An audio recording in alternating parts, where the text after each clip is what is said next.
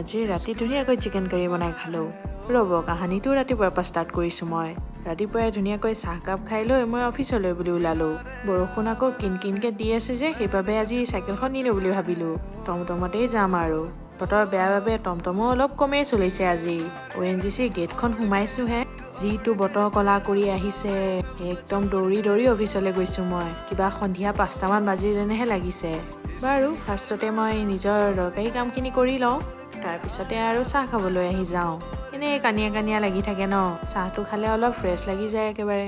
প্ৰিয়া আকৌ গা বেয়া আছিল বাবে তাই অলপ জল্দি গুচি গ'ল আজি। সেইবাবে লাঞ্চৰ লগৰী নাই মোৰ আজি। অকলে অকলে লাঞ্চ কৰিবলগীয়া হৈছে। 4:30ত মোৰ অফিচ ছুটি হ'ল। বতৰটো ঠাণ্ডা দেখি ভাবিলোঁ আজি কিবা এটা স্পেচিয়েল বনোৱা যাওক। সেয়েহে মাংস দোকানৰ পৰা মাংস অলপ কিনি ল'লোঁ। পিছে আজি মাংসৰ লগত খাবলৈ পোলাও নাই বনোৱা দেই। কিমাননো আৰু পোলাওকে বনাই থাকিম, নৰ্মেল ভাতৰ লগতো খাব লাগে ন। বাৰু এতিয়া মই খাওঁ, পুনৰ লগ পাম